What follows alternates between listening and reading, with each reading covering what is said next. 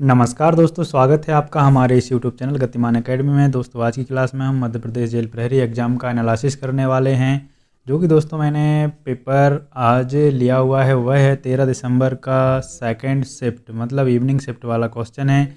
और दोस्तों इस शिफ्ट के हमने जो क्वेश्चन सेलेक्ट किए हुए हैं वो हैं दोस्तों केवल मैथ के सभी क्वेश्चन, जिनको हम डिटेल मेथड और एक्स्ट्रा फैक्ट और साथ ही साथ बहुत ही बढ़िया शॉर्ट ट्रिक के माध्यम से हल करने वाले हैं।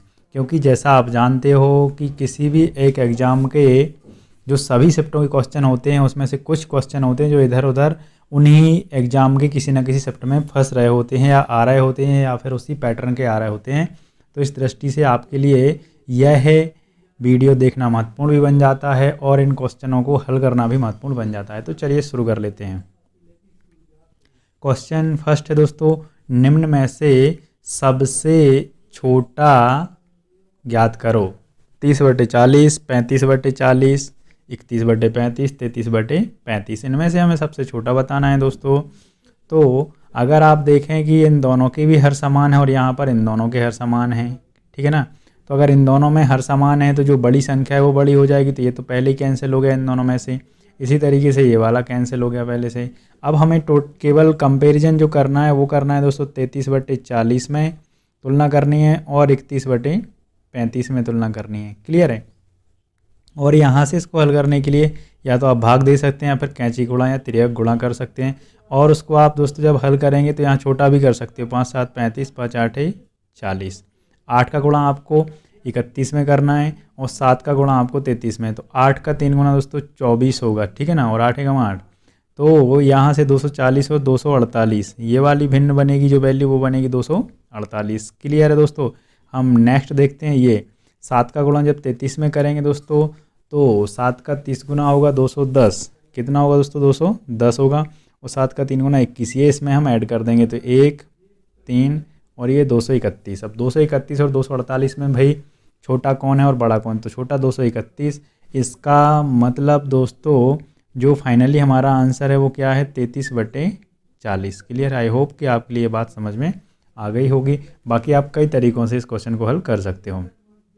क्वेश्चन नंबर सेकंड, एक वृत्त का व्यास 4 सेंटीमीटर है तो वृत्त का परिमाप बताइए। भाई आपको पता है कि जो वृत्त का व्यास होता है वो ये होता है, ठीक है ना। तो इसके आधी क्या होती है त्रिज्या। तो इसकी त्रिज्या कितनी हो जाएगी, आर जो हो जाएगी दोस्तों वो होगी 2। और जो वृत्त का परिमाप या फिर परिधि होती है वो होती है 2πr। तो 2πr में आप वैल्यू पुट कर देंगे। तो यहाँ से 2 गुणा पाई गुणा 2, 2 दूनी 4 पाई, मतलब आपका आंसर क्या होगा दोस्तों, ए आपका आंसर हो जाएगा। ठीक है, क्लियर है। नेक्स्ट क्वेश्चन, क्वेश्चन नंबर 3, एक घन का संपूर्ण पृष्ठ 384 वर्ग सेंटीमीटर है तो घन का आयतन बताइए। दोस्तों आपको मैं पिछली वीडियो में भी बता चुका हूँ, जो घन होता है वह 6 वर्गों से मिलके बनता है। 6 साइड वर्ग लगे होते हैं और एक वर्ग का जो क्षेत्रफल होता है a², तो 6 वर्गों का हो जाएगा 6a², मतलब इसका जो संपूर्ण पृष्ठ टोटल सरफेस एरिया होगा वो 6a² हो जाएगा, ठीक है, जो कि 384 है। यहाँ से हम इसको कैंसिल कर देंगे तो a² के बराबर दोस्तों वैल्यू आ जाएगी, जो कि आएगी 6 का 6 गुना 36 और 6 चौके 24। a² बराबर 64 है तो a बराबर कितना आ जाएगा दोस्तों 8 आ जाएगा, ठीक है ना। और जो घन का आयतन होता है वो भुजा का घन होता है या फिर a का क्यूब होता है। तो 8 का घन दोस्तों कितना होगा 512, ये हमारा आंसर हो जाएगा, ठीक है। क्वेश्चन नंबर दोस्तों यहाँ पर सेकंड के बाद थर्ड के बाद 5 है दोस्तों, 4 मिसिंग था, ठीक है ना। क्वेश्चन नंबर 5, पाई कैसी संख्या है जानते हैं आप, अपरिमेय संख्या है, ठीक है। क्वेश्चन नंबर 6, x² - 6x + 5 के बराबर होगा। इसको दोस्तों हम कर पाएंगे ऑप्शन से ही, ठीक है ना, क्योंकि ऑप्शन को हल करने के बाद हमारे लिए देखना है क्या ये वाली इक्वेशन बन रही है। अगर बन रही है तो वही हमारा आंसर सही हो जाएगा। देखें फर्स्ट ऑप्शन दोस्तों हमने ये सॉल्व करके इधर लिखा हुआ है, वो भी किसकी फॉर्म में, a + b का होल स्क्वायर। आप जानते हैं a + b का जो होल स्क्वायर होता है वो होता है a का वर्ग धन b का वर्ग धन 2ab, ठीक है ना, ये आप जानते हैं। क्लियर है। तो यहाँ से आपको जब इसमें आप a + b का होल स्क्वायर लगाएंगे तो a का वर्ग मतलब x का वर्ग धन बी का वर्ग मतलब 3 का वर्ग तो 9 हो जाएगा धन 3 दूनी 6, क्योंकि 2a भी होता है तो 6x हो जाएगा, प्लस 5 माइनस 9 ये यहाँ के लिखे हुए हैं, ठीक है ना। और जब इसको आप सॉल्व करेंगे दोस्तों तो ये -9 और +9 कैसे 0 में कन्वर्ट हो जाएगा, जो वैल्यू आएगी x² + 6x + 5, जो कि उसके बराबर नहीं है। तो यही आप इस वाले में लगाएंगे, यही वाली आप आइडेंटिटी या सर्वसमीकरण इस वाले में लगाएं, फिर इसको चेक करें तो यहाँ पर इसमें आएगा माइनस, ठीक है। यहाँ पर क्या आ जाएगा, इसमें माइनस आएगा क्योंकि ये -b वाला होल क्यूब है, सॉरी होल स्क्वायर है ना। ये प्लस माइनस कैंसिल, तो देखिए x² - 6x + 5 जो कि इसके बराबर में बन रहा है। तो हमारा जो आंसर है वो कौन सा राइट हो जाएगा दोस्तों, बी राइट हो जाएगा। क्लियर है, आई होप कि आपको समझ में आया होगा। क्वेश्चन नंबर 7, 20 छात्रों की औसत आयु 10 वर्ष है।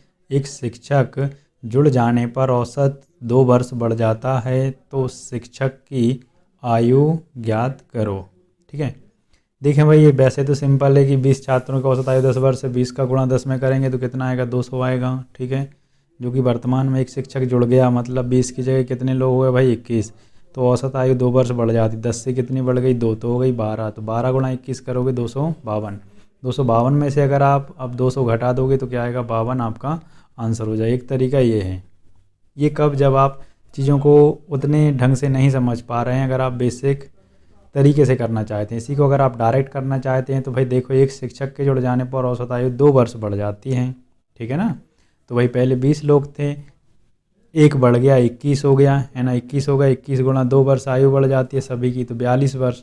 लेकिन 10 वर्ष पहले थी औसत आयु, 2 वर्ष बढ़ने के बाद आई, 10 पहले थी प्रत्येक की, तो यहाँ से ये शिक्षक आया है, इसकी वजह से 2-2 वर्ष की वृद्धि हुई है सभी की आयु में। तो आप इसमें 10 और ऐड कर देंगे, मतलब क्या हो जाएगा, यहाँ से 52 ही आ जाएगा। ठीक है, आई होप कि आप बात को समझ रहे होंगे। 8 नंबर क्वेश्चन, दो संख्याएं जिनका योग -17 व गुणनफल 72 है तो वे संख्याएं होंगी। ऑप्शन है 8वां 9 -8वां 9, 8वां -9, -8वां -9। ठीक है दोस्तों, कई तरीके हैं इस क्वेश्चन को हल करने के लिए।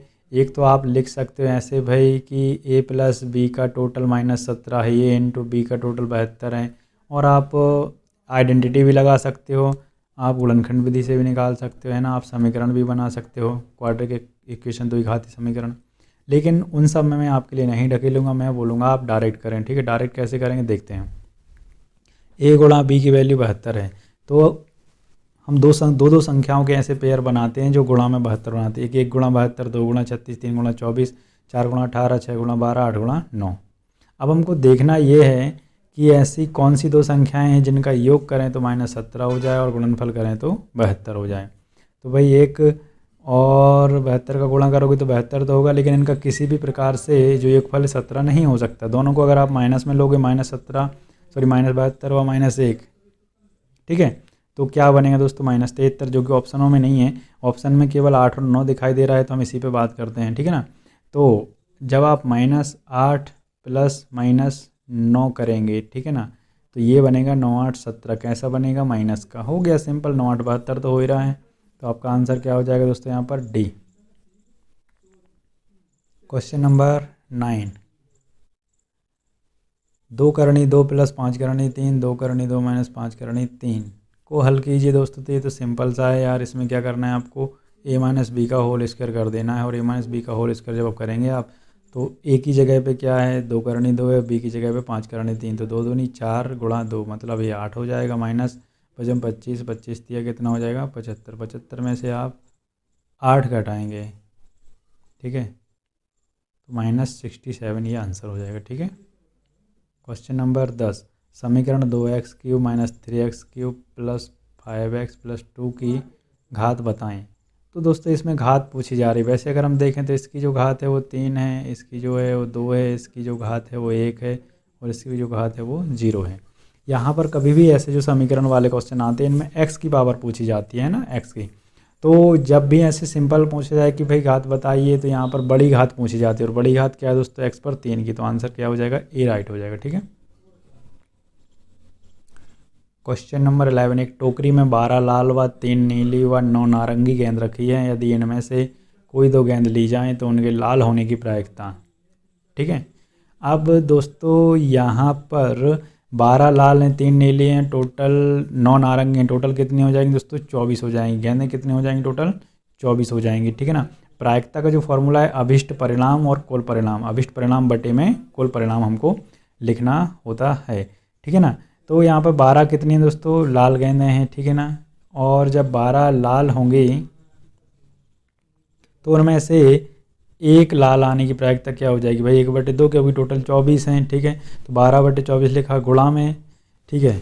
जब आप एक निकाल चुके हो 12 में से, लाल एक निकल चुकी है, तो आप अभिष्ट परिणाम कितने बचेंगे दोस्तों 11 बचेंगे। और टोटल 24 में से एक निकल चुकी है तो कितने बचेंगे 23। तो गुणा लिखेंगे आप 12/24 गुणा 11/23, और इसको आप जैसे ही गुणा कर देंगे तो 11/46 आपका आंसर आ जाएगा। अब दोस्तों यहाँ पर देखते हैं हम ऑप्शनों की बात। तो यहाँ पर अगर किसी भी व्यक्ति ने ये आंसर लगाया है और ये वाला आंसर, ये दोनों आंसर लगाए तो बहुत बड़ी गलती की है, क्योंकि ये 46/11 मतलब 1 से बड़ा, और संभावना या प्रायिकता पॉसिबिलिटी 1 से बड़ी कभी नहीं हो सकती, मतलब 100% से बड़ी नहीं हो सकती है, ठीक है ना। क्लियर। तो ये दोनों आंसर तो आपके हो ही नहीं सकते कभी भी ज़िंदगी में, ठीक है। इस तरीके से ध्यान रखना आपको। क्वेश्चन नंबर 12, दो गोलों के व्यास का अनुपात 3:2 है, तो आयतनों का अनुपात बताओ भाई। यहाँ पर ऑप्शन दिए 27:8, 8:27, 5:2 और 4:5। जो आयतनों का फॉर्मूला होता है गोले का वो होता है 4/3πr³ है ना। R1 और R2 इसलिए लिख लिया है भाई क्योंकि आपको पता है कि इस वाले फॉर्मूले में 4/3π और 4/3π दोनों में कॉमन है। अब यहाँ पे व्यास का अनुपात दिया, व्यास का अगर आप बटे 2 करते हैं दोस्तों तो क्या आएगा, तो आएगी त्रिज्या। 2 से 2 कैंसिल, मतलब जो अनुपात होगा त्रिज्याओं का वो भी क्या होगा 3:2 ही होगा। तो यहाँ पे 3 का क्यूब करना है और यहाँ पर आपको करना है 2 का क्यूब। 3 का घन करेंगे दोस्तों कितना होगा 27, और आप 2 का घन करेंगे तो 8। तो जो आपका आंसर होगा फाइनली वो भी कितना ही होगा 27:8 ही होगा। क्लियर है। आई होप कि आपको ये बात समझ में आ चुकी होगी। 13 क्वेश्चन, ये दोस्तों केवल जोड़ना घटाना का क्वेश्चन था, इसको आपको सॉल्व करना है जैसे भी आप कर पाएँ। 7 दूनी 14 और 14 और 4 18/7 माइनस 3 का 9, 9×5 14/3। इसको आप हल करेंगे तो आपका आंसर आ जाएगा, ठीक है। ये आपके लिए होमवर्क है, तो आप कमेंट बॉक्स में इसका कमेंट आंसर ज़रूर करें। क्वेश्चन नंबर 14, घड़ी में 24 घंटे में मिनट व घंटे की सुइयाँ कितनी बार ओवरलैप होती हैं। तो भाई ये आंसर वैसे तो फाइनली कितना है 22 है, ठीक है। ओवरलैप मतलब एक के ऊपर एक होती हैं, ठीक है ना। क्लियर है। इस तरीके से तो आपका आंसर क्या हो जाएगा 22 हो जाएगा 24 घंटे में, ठीक।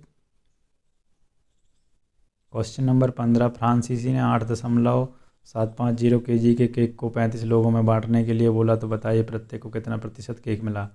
जब दोस्तों परसेंट की बात की जा रही है और 35 लोगों में बांटना है तो इसका कोई मतलब ही नहीं है। आप 100% को बांट दो, आप 100% को किस में बांट दो 100% को 35 लोगों में बांट दो। जब आप 35 का भाग दोस्तों 100 में देंगे तो 35 दूनी 70, मतलब ये 3 तो आ ही नहीं सकता है ना, 3 से तो छोटा ही आएगा, तो ये भी कैंसिल हो गया, ये भी। तो आपका आंसर क्या हो गया डी। ये भी आपको चेक करना है और आंसर करना है ना कमेंट बॉक्स में। क्वेश्चन नंबर 16 दोस्तों, क्वेश्चन है यदि 3x धन ky प्लस 5 बराबर 0 व 3x प्लस 3y प्लस 6 बराबर 0 के अद्वितीय हल हैं तो k का मान होगा। अद्वितीय हल का मतलब होता है दोस्तों केवल एक ही, है ना। जैसे हम बोलते हैं कि हर एक इंसान अद्वितीय होता है, मतलब एक ही है, उसके जैसा दूसरा नहीं हो। इसी तरीके से ये, तो यहाँ पर दोस्तों इस क्वेश्चन में या इस तरीके के क्वेश्चन में हम क्या करते हैं गुणांकों की तुलना कर देते हैं, कंपैरिजन। अगर ये तीनों बराबर होते हैं, कंपैरिजन मतलब ये x से x कैंसिल हो गया, 3/3 लिखा, y से y तो k/3 और 5/6 और, ठीक है। इस तरीके से अगर ये तीनों बराबर आते हैं तो x व y के अनंत मान होते हैं। यहाँ से हमने देखा अगर ये दो बराबर नहीं हैं तो क्या होगा दोस्तों k का अद्वितीय हल होगा, मतलब केवल एक ही हल होगा। मतलब हमें क्या चाहिए k बराबर 3 चाहिए। k बराबर अगर 3 नहीं होगा, अगर k बराबर 3 नहीं होगा तो इसका अद्वितीय हल होगा, मतलब एक ही हल होगा। और अगर k बराबर 3 होगा तो इसके एक से अधिक हल होंगे। क्लियर है। और यहाँ पर जो सी ऑप्शन है दोस्तों इसमें लिखा k का कोई मान संभव नहीं है। ऐसा नहीं है, अगर k के बराबर 3 ना रखें उसके अलावा कुछ भी रख दो तो बहुत मान रख सकते हो, ठीक है। तो यहाँ पर आंसर क्या हो जाएगा दोस्तों हमारा बी आंसर राइट हो जाएगा। क्वेश्चन नंबर 17, एक बेलनाकार वस्तु का व्यास 2 सेंटीमीटर है, वह ऊंचाई 10, तो बेलनाकार वस्तु का आयतन। आयतन का जो फॉर्मूला तो होता है दोस्तों बेलन का, वो पाई आर स्क्वायर एच होता है। इसमें हम वैल्यू पुट कर देंगे। व्यास 2 है तो इसकी जो त्रिज्या हो जाएगी वो कितनी होगी 1, और 1 का वर्ग करेंगे। हाइट कितनी है 10, तो हमारा आंसर क्या हो जाएगा दोस्तों 10 पाई ही आंसर हो जाएगा। ठीक है ना। नेक्स्ट क्वेश्चन नंबर 18, 4 - 6 व 2 - 6 का मध्य बिंदु निर्देशांक ज्ञात करो। मध्य बिंदु निर्देशांक ज्ञात करने के लिए दोस्तों मैंने आपको पहले से बता रखा है कि आपका क्या करना है, x और x को जोड़ के आधा कर देना। 4 + -2 बटे में 2, इसको हल करोगे तो 1 आएगा। इसी तरीके से बाय व बाय को ऐड कर देना है। -6 + -6 बटे में 2, इसको आप हल करोगे तो -6। इस तरीके से कुल मिला के आंसर हो जाएगा 1 - 6। ठीक है। तो दोस्तों इस तरीके से ये हमारे 18 क्वेश्चन हल हुए। मेरे पास 18 क्वेश्चन ही अवेलेबल हो पाए थे। अगर आपके पास में 2 क्वेश्चन और हों इसी शिफ्ट के, तो आप वो मेरे लिए व्हाट्सएप नंबर पर सेंड कर सकते हैं, जो कि ये लिखा हुआ है। ठीक है।